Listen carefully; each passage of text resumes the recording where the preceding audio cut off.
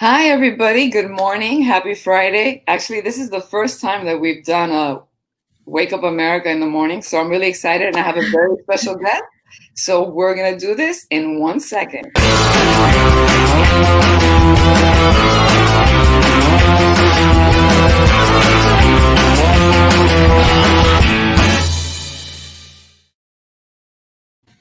And we're back. And you guys know the drill. Every week, I bring an entrepreneur with me and I put them on the hot seat and I take them back to their past, to when they were facing their biggest challenges, their struggles, and we talk about how it is that they overcame them to become the successful entrepreneurs that they are today. And today I have Evvie Oh. How are you? I'm doing great. I'm so happy that you joined me. I'm so happy Yes. that you're doing this. So, you know the drill. Why don't you introduce yourself and tell everybody what you do, and then we'll get to the good stuff. Okay. My name is Evie Orman, and I am a coach and a healer and an herbalist. And I mostly work with people who claim African diaspora. So, I mean, that's ultimately all of us. But for the people who claim that identity, those are the folks that I work with as a healer and as a coach and as a consultant for disability and equity for different organizations. Well, I have to say you have a very unique and interesting career, and I'm really excited to get into that. But first, I want to know your story, how it is that you even came to be the person that you are. So why don't you tell me a little bit about yourself, growing up? Yeah, I grew up in the South in Virginia, southeastern Virginia, and I grew up as a kid who was neurodivergent. So at 7, I was diagnosed with ADHD and wasn't diagnosed with autism until I was an adult, but obviously was living with that. And one of the first struggles I can really remember is just with school and just not receiving, like, teachers not following my specialized plan. And, I had I remember a teacher one time actually set my desk out in the hall because I wasn't paying attention. And my parents recognized that that was a problem, that I wasn't getting the education that I needed, even though I was a very curious child. And so they ended up homeschooling me and my 2 sisters because of their frustration with the American education system not serving me as a Black neurodivergent child.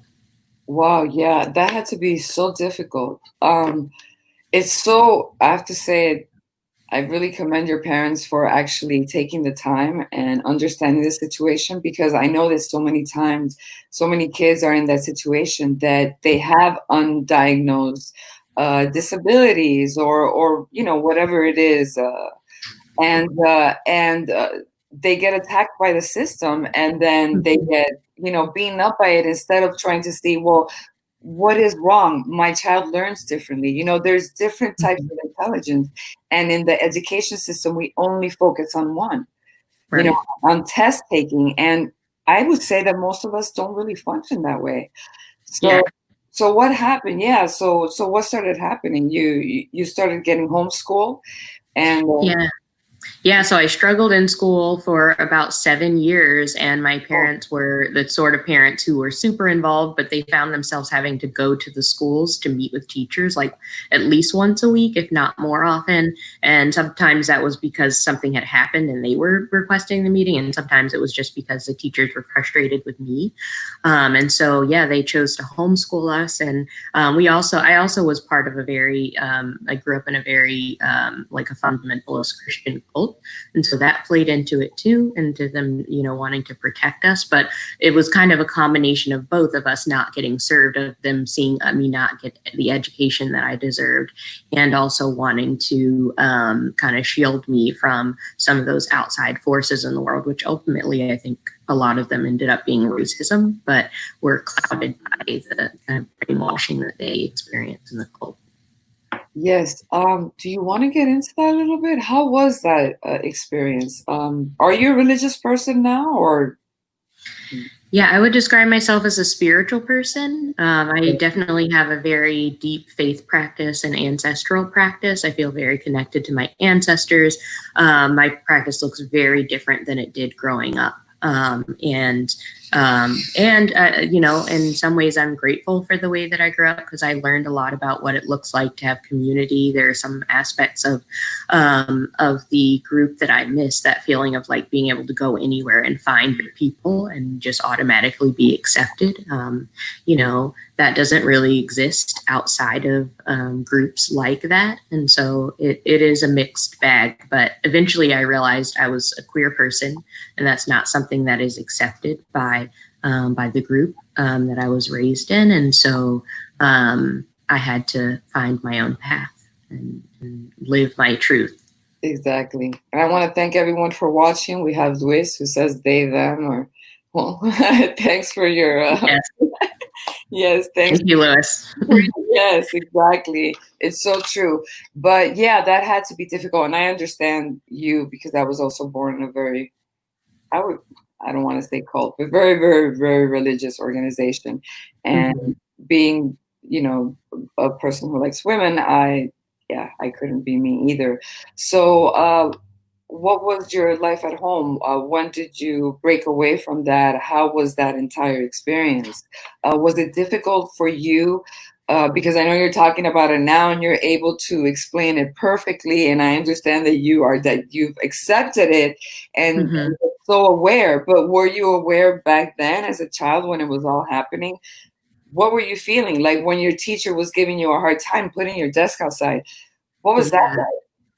Yeah, in retrospect, it was traumatizing. I think children are incredibly resilient. And so a lot of times while things are happening, it doesn't feel as impactful as it might feel later. But yeah, the fact that I even remember that teacher, I remember like what I was wearing. I remember, the circumstances was that I just was daydreaming and looking out the window, and the teacher got frustrated that I wasn't paying attention and was like, well, if you're not going to pay attention, then I'm going to put you outside. So yeah, that was a really humiliating experience. And I also remember a teacher like not following my IEP, which is my individualized education plan, and me failing a test in 6th grade. This was actually the last year I went to school, and the teacher holding up my test in front of the class and saying, this is an example of someone who's stupid. Because I just got everything wrong, because she didn't follow my IEP and the test wasn't set up the way I needed it to be so that I could be successful. And everyone saw my name on it. She didn't cover my name. So those are the sorts of things I experienced. Right. And that's traumatizing. And what we're talking about is what is normal, really. When we all are different, we all learn different, and sometimes we go undiagnosed. And I know that ADD is something that has become known now. But, a lot of us go through life and we don't even know that we're suffering through something because there is something wrong and that we could actually get help. So I want to thank everyone who's watching, and we're talking about a very, very important topic. It's about education. It's about being normal. It's about learning different ways of learning, and that we're all different people and that we shouldn't be put down because of who we are. Because we all have unlimited power and unlimited abilities, and if we're all unique, so we don't. And that's important. Exactly. Like we need that in order for our species to survive. We need biodiversity, and the fact that our brains work in different ways is actually a function of our species being able to survive a rapidly changing environment. So that's how I think of it now. I don't think of it as something that's wrong. I use the term disability because I believe the world is set up only for one kind of person and one kind of brain, and it disables everyone who is outside of that norm, that one kind that the world is designed for. But that doesn't mean there's something wrong with us. That means there's something wrong with the environment that we're living in. And I noticed that, and I think it's a little bit of fear that we tend to want to put a title and put everything in a box. Everything has to be in a box. Everything has to be labeled. And I think it's a way to try to control every situation around us. And I believe that really stems from fear, we're so afraid of the unknown, but but it doesn't make it right.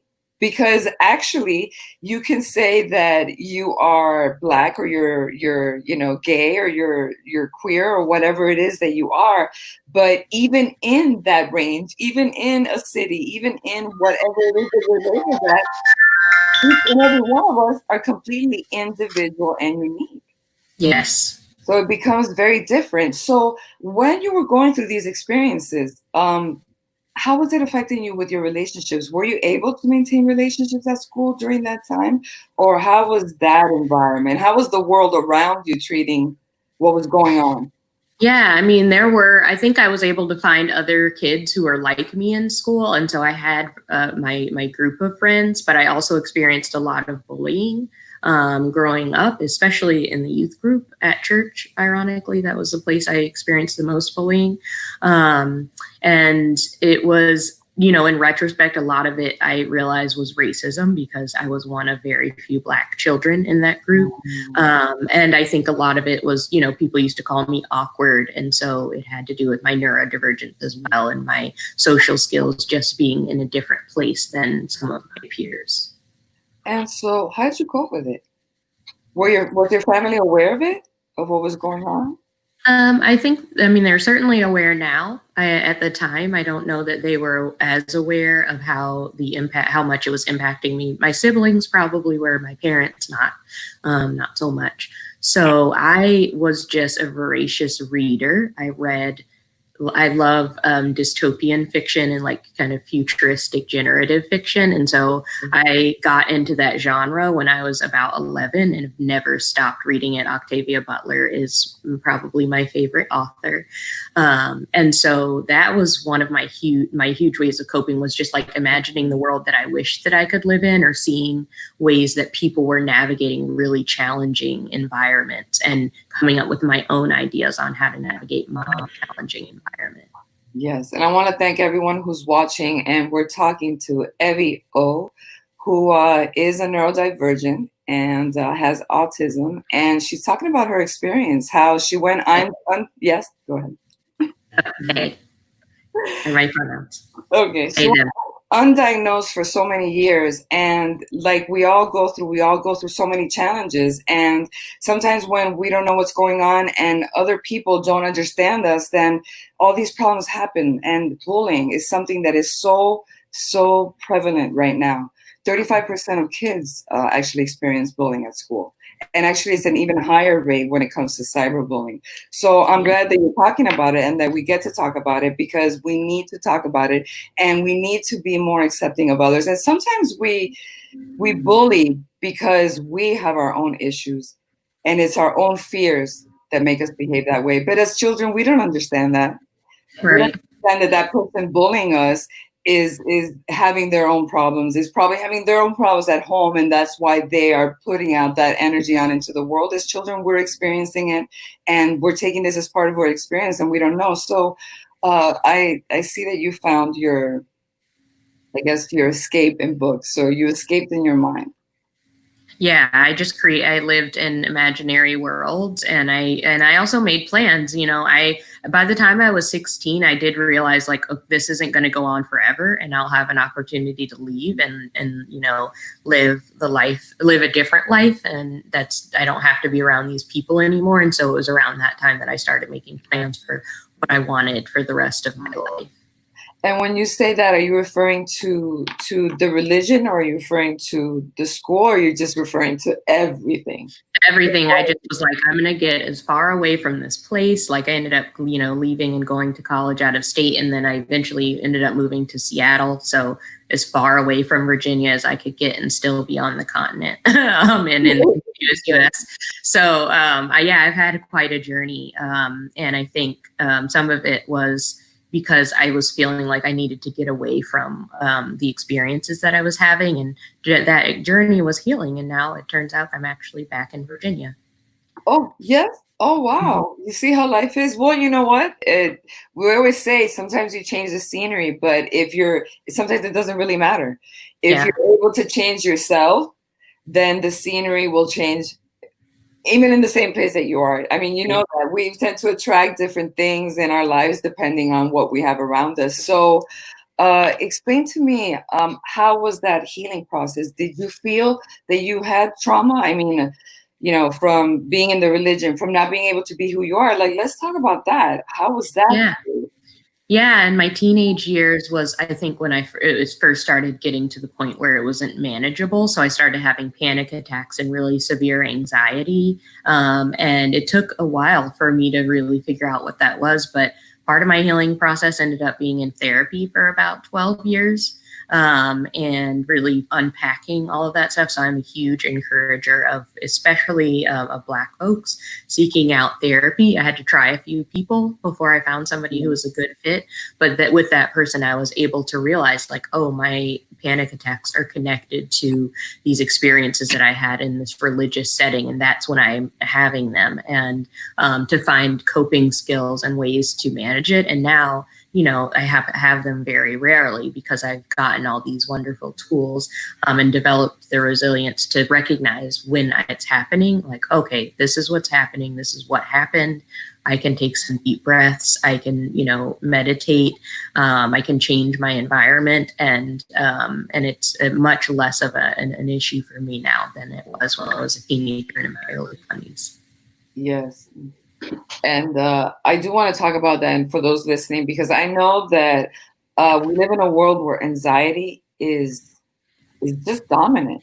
There isn't a person that I don't speak to that says that they suffer anxiety or they had anxiety, and it's very hard to manage. It's very hard to control, especially when you're young. So let's talk about the ways that you learn how to cope with them, because I think that that would help a lot of people. Because sometimes when we feel something, we want to just run from it and run from it and run, right? But that doesn't seem to. It might temporarily make you feel a little bit better, but it's not going to fix the problem long term. And what we want is to be able to fix the problem long term. We want to be able to cope and to be able to thrive in life.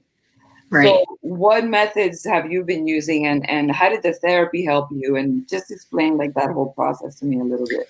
Yeah, I mean, during this time, I was living in multiple states because I moved around about every 3 years. So I wasn't all with the same therapist, but one of the things the therapist at the very first one I saw had me do is keep a journal of when I was having panic attacks so that I could see what the situations were and make a connection between what the triggers were for my panic attacks.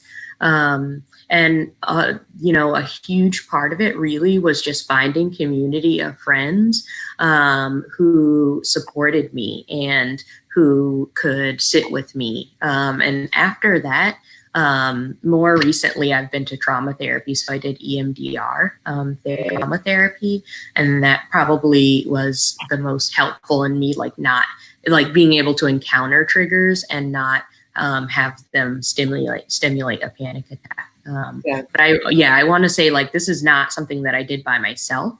You know, that I was receiving coaching. I was in therapy. I had a community of supportive people. I lived in intentional communities for several years. And so this is really, it really was, you know, it takes a village type situation.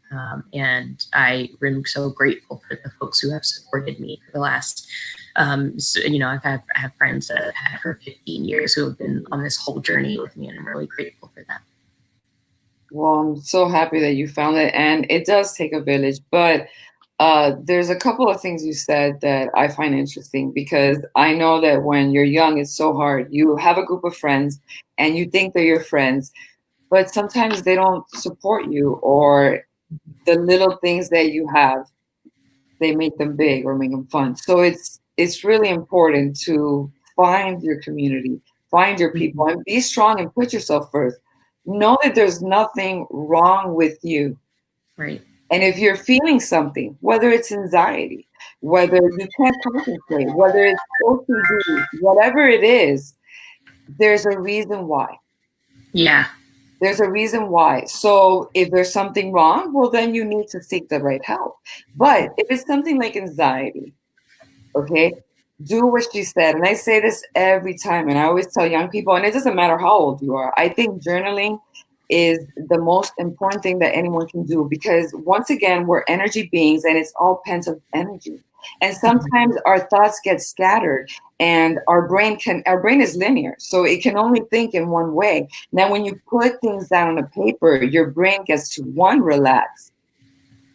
Your brain gets to relax, and two, it makes you see things that you didn't see. For example, you said there were triggers. sometimes you don't even notice that you have something wrong with you until you start observing it and asking yourself, okay, well, why am I feeling this way? You know, sometimes Mm-hmm. you say, I have anxiety, but have you ever asked yourself, okay, well, why do you have anxiety? I mean, Right. It's like getting anxiety. curious about it is really has been really powerful for me as far as like um, noticing anxiety and not becoming overwhelmed by it, but being like, I wonder what's happening. Like, what just happened? What conversation did I have? Who did I interact with? What situation was this? And then, over time, I've gotten to know myself really well. And that has been from even just approaching myself from a place of curiosity instead of criticism. Wow, that's so important. That is so important. And I don't know if it goes back to that whole saying of sometimes something, I used to think things were happening to me, but when I started asking better questions, when I started reframing things, Mm-hmm. then things started changing for me. Like instead of saying this is happening to me, this is happening for me. Mm-hmm. And instead of reframing the thoughts. So explain that process to me. Like you started writing things down, you started realizing what your triggers were. Yeah. Yeah, and I actually encountered a wonderful psychiatrist who helped me with reframing some of the anxiety that I was experiencing and being neurodivergent and just struggling to do things like read social cues and to focus. And he really reframed that for me as that, as biodiversity. He's the one who introduced biodiversity to me and was just like, our species is so diverse, and and all of the ways that our brains function is necessary. And so you have this superpower of, in the moment that the world is telling you you need to focus on a particular thing, your brain doesn't do that. But if there's something that's interesting to you, that's calling to you, you can hyper focus on it, and you have more stamina than a neurotypical person would have. And I've definitely found that to be true. Some of the best art that I've created, the best writing that I've done has been times when I have been in that ADHD hyper focus. Yeah. And that was a really powerful reframe for me because it kept me from thinking of my brain as like there's something wrong with it or I need to change the way my brain works, and to realizing my brain just works differently, and there are these incredible talents and skills that I have as a result, and that is something the things that I'm working on are things that are important for our society, for our world, things that I want to see change and grow.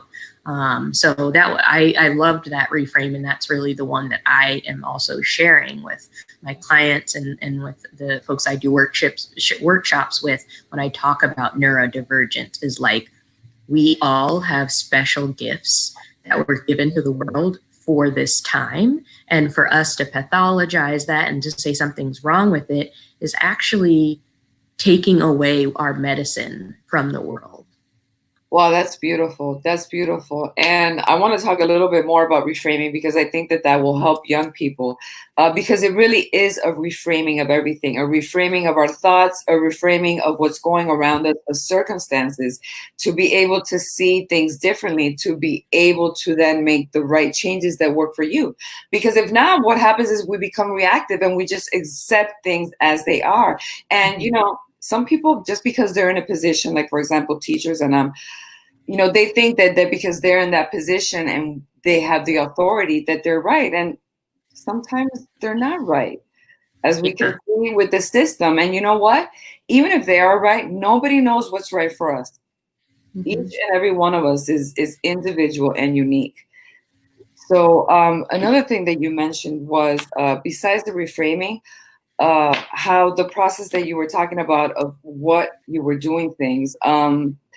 Explain that to me, and can we talk a little bit about also about you being queer? How did that fall into everything else? And then we'll talk about finding out that you were autistic later in life. How did that affect you too? Yeah. So, I mean, from a very young age, I always knew that I was different. And I think, reflecting back now, I'm like, I probably started manifesting signs around puberty. And I identify as asexual and pan-romantic, meaning gender is not a factor in my romantic orientation, but I am asexual, and that's something most people hadn't heard of. And truth be told, I hadn't heard of it until I was in my early 20s. And that was when I encountered a documentary on Netflix. I think it was called Asexual, and I watched it and I was like, this is the story of my whole life.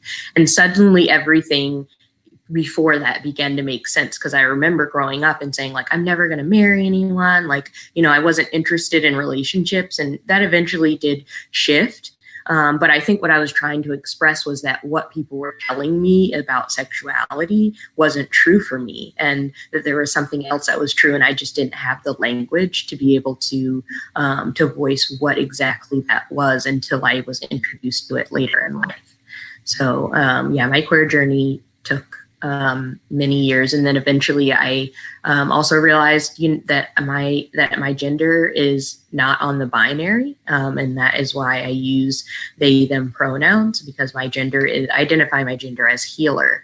And in English, our society it values the binary, right? So we don't have language for people whose gender falls outside of that male female or that man woman binary. And so the best pronouns that I can think to use for myself right now in English are they, them. But still, it feels like a placeholder for what my true gender is. Wow. And how was that when you were young and having relationships, not being able to understand that aspect of you? Because I believe as human beings, we cannot ignore any part of us. We're mind, body, and soul. We cannot ignore our spirituality. We cannot ignore our sexuality. We cannot put it away, So how did you feel? Like, because it's so difficult when everyone else is one way and you're different. You feel so alone, and you feel so weird. It's isolating, and confusing too, because people were talking about their experiences, and I'm like, I don't know what you're talking about, and that's not my experience. As an ace person growing up in a youth group that was like very much wrapped up in purity culture and being people talking about like this lust and the slippery slope, and I was just like, I'm not having that experience. Like, I don't know what you're talking about, and now it's funny because it's like I was the one person in the group who wasn't struggling with the things that they were telling us were going to be our struggle. Right. But and also it's like the fact that I didn't have language made it really confusing for me to understand myself. So it felt liberating to finally find language, and also then to be able to find my ACE community, which has been a huge part of my growth as well. And that's what I love about now, that you can find people. There's so much online. Before, you lived in a town and you were stuck. That's it. Mm-hmm. If nobody in your town was the way you were, or no one in your school was the way you were, that's it. You were stuck. But now we have resources. So now, there's no excuse. We can all find our people. We can all find our way. Now, let's talk about how you managed to go through your entire younger life having something as autism and not being diagnosed. How did that affect you? Yeah, I think, that's something that's really common for people of color, especially Black femme people and other femmes of color, that autism manifests for us in a different way than, the people who have researched autism, and all the information that you can get is based on white folks, mostly based on middle-class white, like children, boys.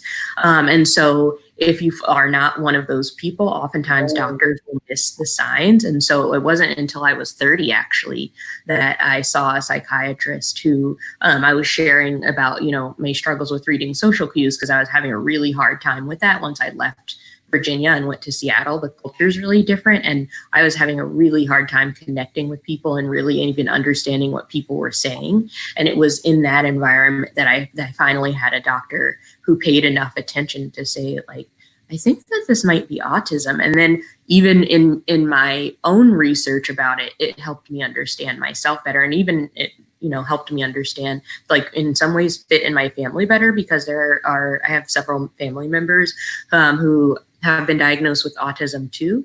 And so I was like, oh, wow, like I actually, like, this is a shared experience that I have with family members that I didn't realize that I had until I was 30. So, I mean, yeah, it's part of that is a failure of our medical system, of, you know, psychiatry, of systemic racism, and not looking at people like me and imagining that I could have autism. And then some of it is a function of just, you know, not having access to the information or the resources when I was younger, and or my parents not having access. Yeah, and I have a huge beef with the medical system. I mean, I've been a part of the system from birth, and so I understand what you're saying. And it's like every other career that you have. You're gonna have 100 people that do the same thing, but you're gonna have those 10 or 15 who are really into it. All the other is just a regular 9 to 5. Just it's no different, you know. Being any type of career, you're gonna have people who really don't really put effort into it, and so it's so sad when you're young and you're going to these doctors or to, you know, these people who are supposed to help you, teachers, Right. people in your community, you know, whether it's a leader or a church leader or a pastor, and they're just not seeing you. They're not seeing you. Yeah. And it's so difficult. And what happens is when we're so young, actually as human beings, we're trying to understand ourselves, and we're learning ourselves through the eyes of others. And that can get very, very confusing when other people see something different in us and when other Right. people don't understand us. So we start losing ourselves. Right. Yeah. Because growing up, I mean, I think people could tell that I was different, and that I just got called awkward and weird and like a nerd, you know. And so, but I mean, now those are things that I hold with pride, but they were hurtful when I was younger because it was just people othering me and telling me that I didn't fit in or that I didn't belong. And that was a really hurtful experience to have for years of my life. No, it's true. It is hurtful, and it's so hard to be able to understand yourself and understand that there's nothing wrong with you. And that's what I want everyone to understand, that Mhm. we all, as human beings, you know, we want to be accepted. Belonging is one of, you know, the 6 basic human needs. However, we get that confused with, we're so afraid of being different Mhm. that we try to be like everyone else. And what we have to understand, and I'm so glad that we're entering an age of more awareness and more spirituality and more self-reflection, because uniqueness should be celebrated. Yes. Every person should be celebrated for who they are. It doesn't matter what it is. And we need to learn to individually not be afraid, not be afraid to be different, not be afraid to stand alone. And if someone calls you weird, you know, I was called weird all the time. I was the different one. I was the weird one. And you know, you start feeling weird and you feel like there's something wrong with you. Know that there's nothing wrong with you. There is a reason why you are the way you are. And discovering that reason, I feel, is part of the journey. And when you discover Yes. it, when you discover who you really are, but that's if you search, because if you accept and you try to be like everyone else, you will never find your way. And I will tell you one thing, you will never find true happiness. I know, Yes. right? I because I know some people who are comfortable, but they're not truly happy because they didn't do the search, because they did what everyone else does. They tried to fit in. Right. And that's a normal thing. I mean, yeah, we do want belonging. And the thing that's really awesome is that once I learned more about myself and learned who I was, it made it so much easier for me to find other people like me. And so if I had tried to fit in, I would have always been surrounded by people who were calling me weird and awkward and making me feel different. But in being able to find, you know, who the, like my ACE community, being able to really dive into like Blackness and even find other Black people who are also neurodivergent. It's like I've found the group of people who are my supports, the people who love the way that I show up in the world and who value the gifts that I bring, because each one of us in our difference, those things, like I truly believe that those are like a divine whisper to us of like, what is your purpose in life? And by ignoring the ways that we're different, ignoring the ways that we feel pulled, even ignoring the things that are really interesting to us, we are ignoring our purpose, and we are getting off the path that in my belief that our ancestors have laid out for us, that is a service to the world, that is our medicine and our gift to bring to the world, to make the world better and actually create the world that we all want to live in, where everyone can belong and where sameness is not valued so highly as it is now. Exactly. And you talk about that, and let's talk a little bit about that, because that's a little bit of intuition. What you're saying, it's being able to silence everything else that is around you and start looking within and listening to that voice. Would you say that you always had that little voice inside? Did you ignore it? Did you listen to it? What was that? What was going on inside? Yeah, there certainly were times that I feel like there was an intuition that I received, and it took me some time to realize that that's what it was, because we're socialized to think that if other people tell us what's right, that that's the right thing. And so it's like almost like we use the term second guessing, and a lot of times that second guess is actually our intuition saying like, no, this doesn't feel like the right thing, but we're told to ignore it. And so it takes a lot of work actually to undo that socialization, where we're taught to ignore the desires of our heart and the things that our heart is whispering to us. And I personally, in my spiritual tradition now, believe that that's our ancestors, because we are, all of our blood, our cells, it's like they came from someone, and all of the knowledge from everyone before us, we have that in our bodies. And so when we encounter the thing that feels right to us, you can feel it in your body. Like you might get chills, or like get this feeling of like feeling alive or energy. And then when there's something that's not the right path, that we may encounter, like feel that in our body, feel this heaviness, feel like this sickness in our stomach. And those are things that we're not taught to pay attention to, but that I have learned over the years to really pay attention to the way my body is feeling, and to hear the pull. Like if I'm feeling drawn to something, like, wow, that sounds so interesting, to honor that and follow it, because that is I really do feel like it's the divine speaking to us and letting us know like this is a direction that is our path. Absolutely. And everybody, thanks for watching. If you guys have any question, do not hesitate to ask. We will answer. But I want to go back to what you said right now, because it's so true. When we don't listen to that voice and we listen to other people, we get so used to that voice becomes quieter and quieter and quieter. And I believe that this is the huge reason why most people feel lost and overwhelmed and depressed in life. It's because we've shut down that inner voice, that intuition, whether it's ancestral, whether it's, you know what I mean, whether it's divine, whatever you want to call it, it's ours and it belongs to us. Now, we tend to focus more on what's out there. So like you said, sometimes we're drawn to something, but other people are going like, hey, no, over here. Mm-hmm. And we tend to, because we're reactive, because we've grown this way, we've been taught to ignore it. We've been taught to ignore it through, whether it's our parents, whether it's our culture, whether it's our teacher, no, do this, no, do that.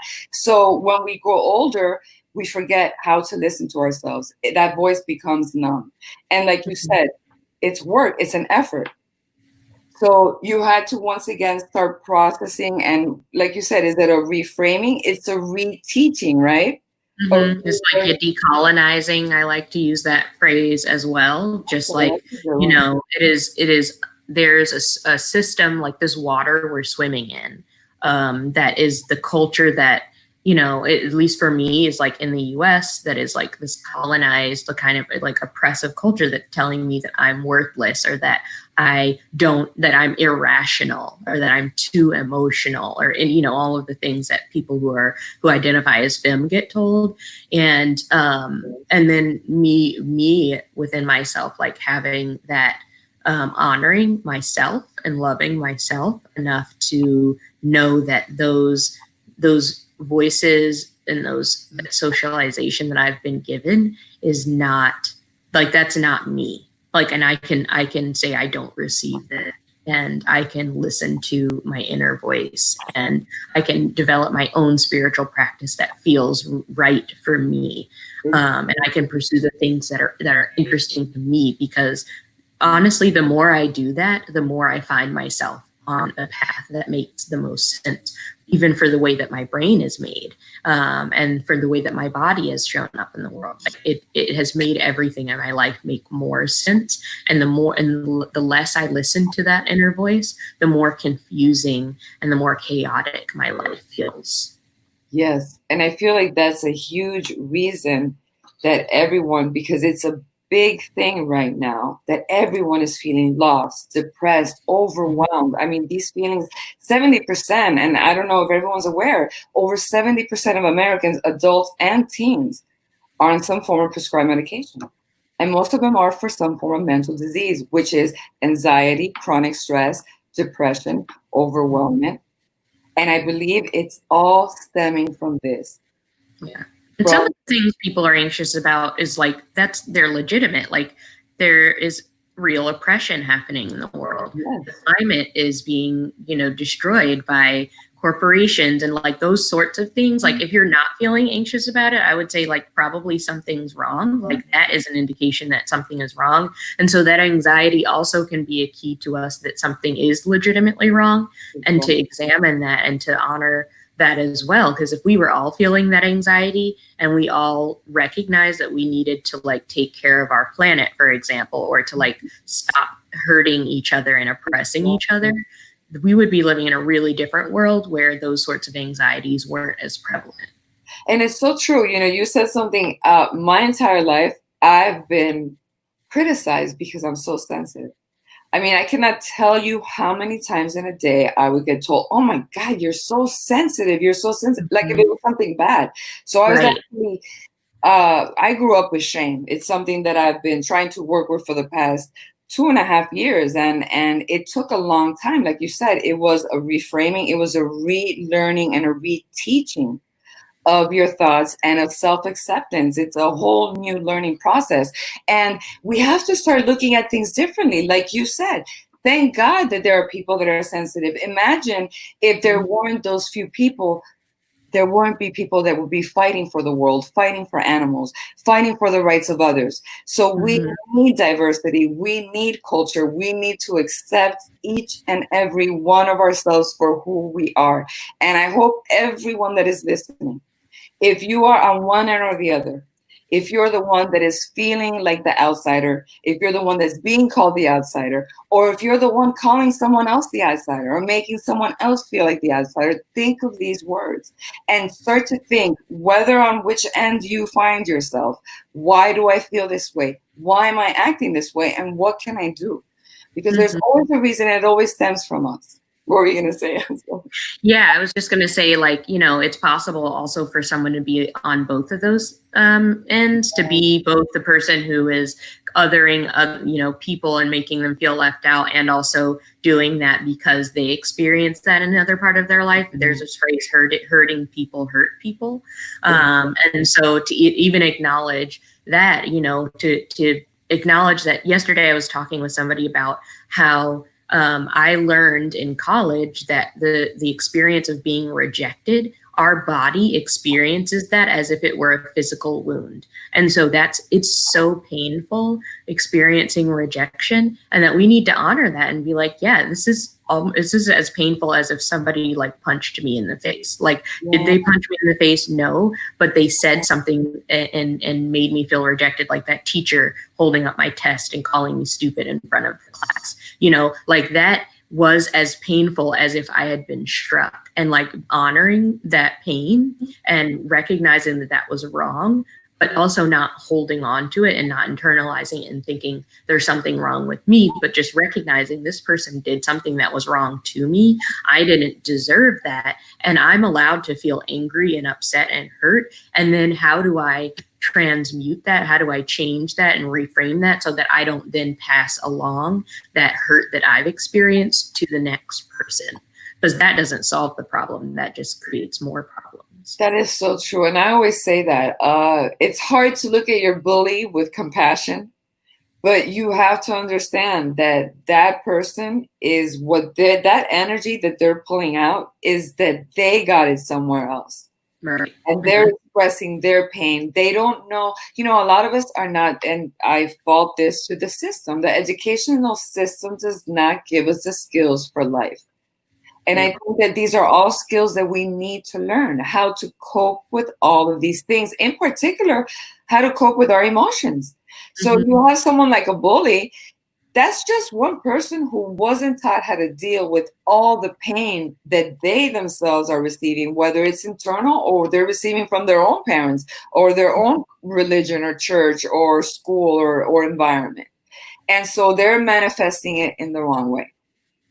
It's hard to see it that way, but it's true. So in that way, when you have that compassion, then you're able to say, okay, well, that person is acting that way because of them. It has nothing to do with me as a person. You don't have to spend a lot of time there, like, sympathizing with the people who hurt you, but just like enough to recognize that it doesn't have to do with you. Like if somebody is saying something hurtful to me, I recognize like that is actually more about that person than it is about me. I can say to that person, or I can say to myself, I don't receive that. And then I can move on. Because that's not mine, it's theirs. And that's something that it's like, I may wish that person Godspeed on their journey and, hope their ancestors like lead them to the place where they see it for themselves. I'm not responsible to teach them about that, but I'm also not responsible to hold on to it and to internalize it and claim it as mine. Exactly. And thanks so much, every guys for watching. And if you guys have any questions, go ahead and ask us. We're here to answer. And now I want to get to what you do now, because obviously I think that your journey was designed in a way to lead you to what you're doing, because I know that you're helping people, because I already feel so much more relaxed and understood just by your conversation. So tell us what it is that you do and how you help people with their wounds.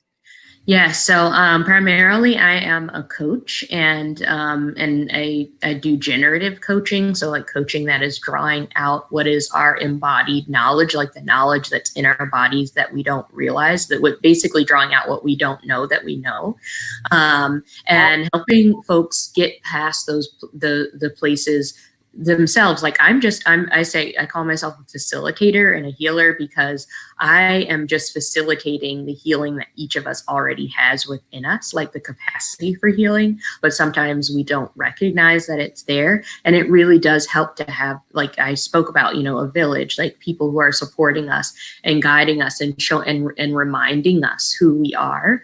And so that is what I do as a coach. And I really enjoy working with people who are also neurodivergent, whether you've been diagnosed or not. As I mentioned, I lived for 30 years without ever being diagnosed with autism. So it's not necessarily about having the diagnosis, but having like, what I've talked about, if that is like resonating, you're like, wow, I feel like that all the time. That is, I respect that as neurodivergent, and helping folks, grow their businesses. If there's a place you want to be in your career, if you're wanting to like transition to work for yourself, or even if it's just like you're having struggles in your relationships and you keep seeing patterns of these, relationships that aren't working for you, to be able to identify like, what is that thing? And to recognize it's not about you. It's not about that something's wrong with you. but that there's maybe a pattern, a behavior pattern, or people that you're pulling towards yourself, and like being able to really recognize that and heal whatever trauma it is that's causing that to happen, so that we can move forward. So I do that through, helping folks develop their own spiritual practice through the tarot and oracle readings, through looking at their astrology, and really just and also just talking out and pulling and reflecting back, what are the gifts and superpowers that I see? And then in addition to that, for organizations, I do something like that in consulting, and helping organizations see, like, where are the weaknesses in your systems that are not working for disabled people? Where are the ways that bias is showing up and racism is showing up, and how do you fix those things? Where are the processes in your system that are really inefficient and that are wasting time and resources and aggravating your employees and causing them to not want to stay in with your organization? And how do we fix that? How do we address that? So I do that, coaching and consultation. And I also do some herbalist consultation for folks who are trying to transition. For me, I believe that there are lots of tools. So pharmaceuticals are one tools for dealing with, anxiety and depression and different health problems. But I also really believe that in our plant allies and in plant medicine. And I've been practicing plant medicine and studying it for 15 years. And so that's something I also do if people are just interested in, like, how to change their diet in a way that is more in alignment with what their body needs, or to use different plants to heal aspects of their body that doesn't feel alive for them or healthy and good for them, or if they're experiencing pain.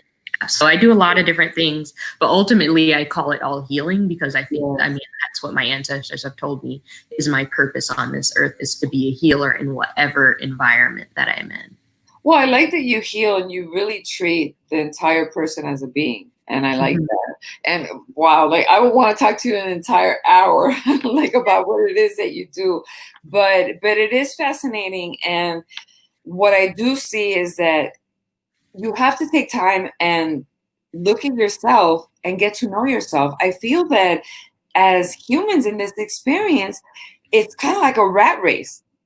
We're all so busy and running all the time, but we never, and I don't feel good. I don't feel good, or this isn't, but we never stop to think, and that's why I like natural type of healing, because if you have to take a medication, take a medication. But what happens is, I always say that you can't sleep. You don't think about why you can't sleep. You just take the pill. You feel tired, you take another pill. You know what? Your stomach hurts, you take another pill. It's like you have heartburn, you take another pill. How about sitting down and asking ourselves, why do I feel this way? If we all really took more time in that self-practice, and in this journey, like you said, it takes a village, and it's good to do it through relationships. Sometimes we need others to point these things out for us, to start us in the journey. But I do want you to understand that the first thing, it starts with you. Start asking yourself the questions, why am I feeling this way? How can I avoid it? And a lot, like you said, healing is everything. Right. It's a journey of our whole lives. It's not like you get to a place and you're done. Like, I'm not done healing. I have healed a lot of the experiences and traumas that I've experienced. Absolutely. But I'm not done. And we're never done. And so it's like, this is just a journey of, I think, lifetimes of us even, healing our earth, because we're part of the earth. We're natural beings, So this is just like the work that I think really in this moment in time, we're seeing how important that is for our whole planet to heal. It is. And what we need to understand, and I really want to point this out. We all have traumas. We all have wounds. We all have things that we picked up in our childhood and we were too young to understand, but they stay in our energetic field and they stay with us. And what happens is, as adults, then we try to fix these wounds in other people and other things, or we try to find the things that we didn't get, those needs that were never met, in other things and other people. And this is where the journey begins, where we start having the problems, the triggers, the difficulties, and we start attracting the things that we don't want in our lives. Yes. Yes, go ahead. Oh, Yeah, cool. no, I'm just agreeing with what you said. And sometimes I really do believe human beings are interdependent because we're mammals, and mammals are interdependent.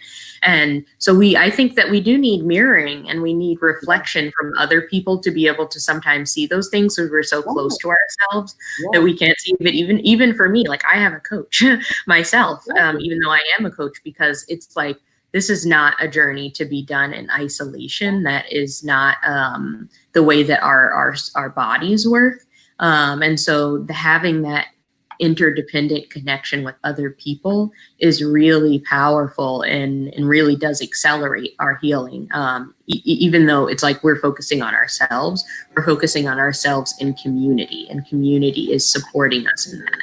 Well, because we live in a perceptual world. So we see ourselves through the eyes of others. Why do you think we're so in love with love? Because you get to see that person, you get to see yourself, and you get to be naked in front of that person for who you really are, because it is a way of seeing and understanding the best and the worst aspects of ourselves. It is Right. through the relationship with others. The thing that I do see is that sometimes we put ourselves in environments that are not right for us, and then we Yeah. start mirroring, people start mirroring things that we don't like, and we get lost. And I see this with a lot of young people, like they think that they're not good at anything because they're in an environment where maybe everyone's a football player, and so they want to try out and they want to be a football player, and they don't, so they think they suck and they're not good at anything. Right. Yes. Mm-hmm. So it's just being aware of all these things, you know. If Yeah, listening to yourself. Because I mean, I would imagine that person, there's something that is interesting to them, that's pulling to them, that maybe they're not pursuing because they feel like other people wouldn't support it. And that is unfortunate. And it's like there comes a point where we have to have the courage to honor our own desires, and the things that are calling to us, even if everyone is telling us that we shouldn't. I mean, there have certainly been times in my life, even just recently, where I traveled across the country in an RV by myself, that people are like, "Is that a good idea? Like, what? That's not safe." Like, and even though I've done it before, I've traveled across the country by myself before, but it's just like other people's doubts. And it's like, I have to say, I don't receive that. Yes. This is what I feel I'm called to do, and I'm going to do it. Yes, I feel the same way. Whenever I'm going to go out or do something, there are people like, are you sure that that's right? That's appropriate? No, you have to learn to put everything else. And I know that it's like the hardest thing in the It world is to really do. hard. It's like the hardest. If I could say that there is something that is like unbearably hard, is that it's being able to say, you know what? No, no, I don't care if it's 100 people that are saying that's right. If there is something inside you, if there's something inside you that is saying that's not the way for me, Mm-hmm. don't allow yourself to be influenced. Listen to that voice. Let's start learning to listen to that voice. Let's start learning to love ourselves, to love our differences. Don't hate your differences. Love your differences and find what you're good at, because I'm telling you, you were put here on this earth just like you have your own fingerprint. Just like you have your own fingerprint unique to you, there's no one in the world that has it. You have your own unique talent and purpose that you are meant to serve and do, that nobody else can do for you. So when Mm-hmm. you're listening to others, you know what? You're denying yourself. You're denying Mm-hmm. yourself. Is there anything else that you want to say? Because I'll go on 2 hours with you. Yeah, I mean, just saying, like, I 100% agree, and like would echo everything you just said. And it's like, not nobody else can do it for you, and actually nobody else can serve the purpose that you are put on the earth to serve either. And so the earth, the whole planet, our species, all the people around you miss out on what it is that you are here to bring, on the medicine. I really believe we all have a medicine to bring to the earth. And if we're not honoring our desires, and we're not honoring that purpose, that it's like the whole world loses out. It's not just that we lose out, everyone loses out. And that's the thing that's even more sad to me, is like the loss to the system of the planet. Because in healing ourselves, in finding ourselves and being true to ourselves and healing ourselves, we are able to help heal others. And you know what? We're able to give other people the power to follow themselves, to follow their own voice. And you'll see what starts happening, because I noticed this too. Everyone was swaying to the same beat of the drum. And then the minute that you say, you know what? I don't think so. Then you have those other little people that are like, wait, well, you know what, I kind of want to do this too, and it's, you know what, it's fear. We got to let go of that fear and start listening to that inner voice, and just be strong in that fact. Add self-love, and you will find your way. Yeah, and be curious. That's the biggest tool, I think, for me, is when I start feeling afraid, is to ask myself why and to get curious about it, because that's how I find what the root of the issue is being curious. Well, Evie, I could sit here for 2 hours with you, but we gotta go. I don't even know how to cut the conversation, but guys, it's an hour. I don't want to keep you any longer. We weren't supposed to be on this long, but I really enjoyed the conversation, and I thank you guys so much for listening and tuning in. And we will see you on Saturday when we have another very special guest this week. And until then, guys, I hope you have a fantastic Friday. Enjoy the rest of your day, and don't forget to live legendary.